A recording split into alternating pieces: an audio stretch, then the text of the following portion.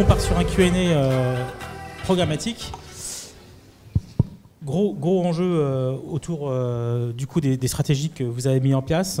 Donc toi, tu es en charge du pôle digital marketing sur la totalité des jeux de Ubisoft, en gros. Et quelles sont les raisons qui t'ont poussé, qui ont poussé Ubisoft à vraiment accélérer sur tous les jeux programmatiques? Alors, juste un détail, moi je m'occupe de la partie française, ouais. Donc tout ce que je vais raconter a un scope vraiment français, et on a un siège Europe qui est aussi sur ce sujet évidemment. Très bien. Il y avait énormément de raisons pour le programmatique, il y en a 3 qu'on a vraiment retenues. La première, c'était de se dire, on va partir sur un autre ciblage que le ciblage de 100% contexte. À une époque de gré à gré traditionnelle d'achat média, on fait que du contexte, ouais. Et c'était pas suffisant pour nous. Donc l'idée, c'était d'aller chercher une audience captive, pas captive, mainstream, entertainment, mais d'aller la cibler sur une audience et de la suivre tout au long de son parcours web, et qui ne va pas que sur jeuxvideo.com et Allociné, mais qui va aussi consulter d'autres sites. Première raison. La deuxième raison, et c'était quelque chose qui nous tenait énormément à cœur, c'était d'avoir un capping unifié. Dans le gré à gré et dans le média traditionnel sur le web, je vais faire un habillage avec un capping de 3 sur jeuxvideo.com, Allociné et l'équipe. Premièrement, si la personne regarde ma vidéo ou interagit avec ma pub, je vais pouvoir lui resservir encore 2 fois derrière, et c'est vraiment pas intelligent. La personne a interagi ou a vu la pub, ça ne sert à rien de lui relivrer. Donc le programmatique, c'était aussi une raison et un moyen pour nous d'aller chercher un capping unifié et de se dire, si la personne a vu la pub, j'arrête de lui servir la même pub 4 fois de suite, et je sais qu'elle a vu la pub, que ce soit sur jeuxvideo.com, Allociné, YouTube, Facebook, etc. D'accord. Et la dernière raison, c'était la personnalisation. Comment on va personnaliser nos messages et comment on va faire en sorte d'adresser des pubs qui soient adaptées à chaque utilisateur en fonction de son degré de chaleur, son degré d'intérêt et d'interaction avec la marque et nos assets. Alors vous avez testé le 100% programmatique, donc c'était il y a quelques mois déjà, sur le jeu d'aventure Far Cry Primal. Quels étaient en gros les objectifs en termes de perf et de créativité pub, et comment un peu s'est déroulée la campagne? L'objectif principal, c'était d'aller vérifier toutes les belles promesses du programmatique. Donc c'était le premier objectif, de voir si c'était vraiment faisable. Le deuxième objectif sur cette campagne-là, donc ça date d'il y a 1 an, on s'est associé à TradeLab, qui est un trading desk français indépendant, et qui a la particularité d'être extrêmement intéressant pour une boîte d'entertainment, puisqu'ils ont un deal avec Webedia sur la data. Ce qui nous permettait d'exploiter la data Webedia, que ce soit jeuxvideo.com, Allociné, il y a énormément de sites, vous les connaissez sûrement.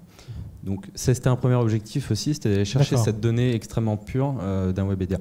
Le deuxième objectif, c'était cette scénarisation et de se dire, pour ceux qui ne connaissent pas très bien jeux vidéo, nos campagnes marketing ressemblent beaucoup à celles des films. Donc on a beaucoup de vidéos, beaucoup de bandes annonces. Ouais, et puis vous êtes connu pour être à chaque fois extrêmement en avance sur les techniques d'engagement et autres. On essaye. Non mais voilà.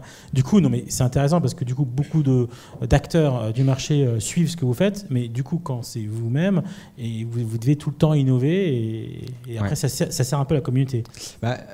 On a une force et une énorme chance, c'est que nos assets et ce qu'on produit intéressent les gens.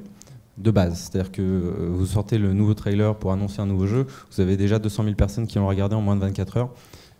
On sait que ce n'est pas le cas pour tout le monde et on en est plutôt reconnaissant. Par contre, ça nous donne aussi une responsabilité, c'est de faire en sorte d'aller plus loin et d'être toujours à la pointe et de profiter de cet engouement.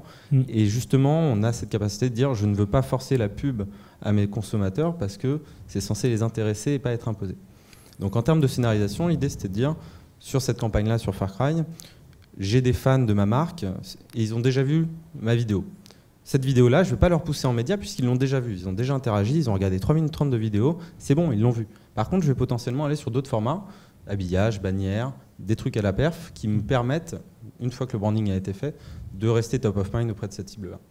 Et du coup, avec quoi? Avec des messages plutôt pointant vers du site e-commerce, vers du page produit pour qu'il aille un peu plus, pour qu'il aille sur ton site pour avoir plus d'infos. C'est quoi l'étape d'après? C'est exactement ça. L'étape d'après, c'était de dire, ok, la redirection est différente, le message est différent, selon si vous avez vu le trailer, la bande-annonce ou pas, selon si vous avez acheté le jeu. On a aussi ce niveau-là quand on peut le faire, de dire, voilà, plus d'infos, regardez sur le site web la nouveauté, regardez le nouveau trailer.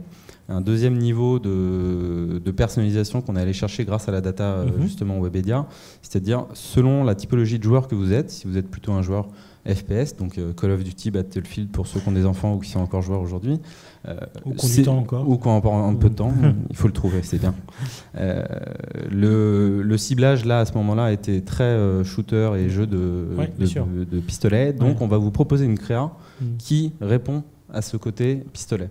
À l'inverse, si vous êtes fan des mondes ouverts et vous jouez aux jeux vidéo pour voyager, on va vous pousser quelque chose qui est plutôt sur la beauté du monde, sur son immensité, etc. D'accord.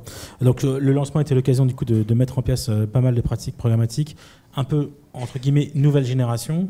En quoi ça consiste et comment en gros ça a servi du coup à votre stratégie interne sur la durée?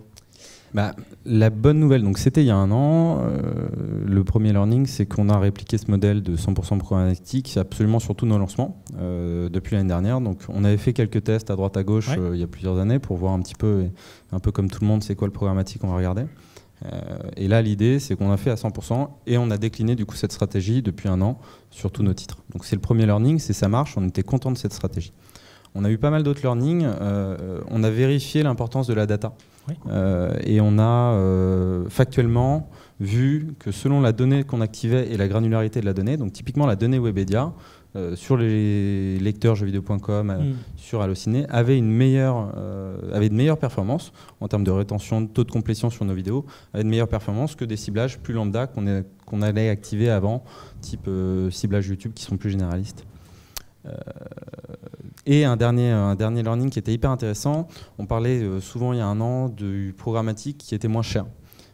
Alors c'est souvent le cas, ou en tout cas il est plus juste, c'était un peu avant.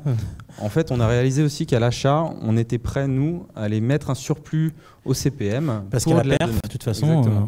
Et une fois qu'on avait acheté plus cher au CPM, on se rendait compte que finalement si on allait regarder sur des KPIs de vue, de complétion, on avait de meilleures performances parce qu'on avait mis ce petit billet en plus pour une data plus pure et plus affinitaire. Donc finalement, oui, ça peut coûter plus cher au début, et ça peut faire peur à nos boss et tout ça. Mais derrière, on arrive à prouver un peu factuellement que bah oui, c'est mieux et il faut mettre plus d'argent finalement parce que les performances derrière sont meilleures. D'accord. En termes d'adviewability, quels sont en gros les grands formats que tu privilégies et pourquoi ? Et comment tu mesures la visibilité, évidemment C'est un sujet qui va de pair avec le programmatique, mais pas que. Donc il y a un an, on a décidé de s'équiper et de tout traquer. D'accord. Et en un an, on a découvert beaucoup de choses. Premièrement, que c'est une galère technique pas possible. Et que heureusement, ça s'améliore. Mais quand on suit un petit peu tout ça, c'est extrêmement compliqué. Et quand vous avez l'ad serving, votre outil de tracking, donc nous on est avec Moat, les régies et tout le monde qui commence à parler de VPay, de Vast, mais attends tu comprends, là c'est en flash, je peux pas y tracker, etc. On commence à péter un peu les plombs.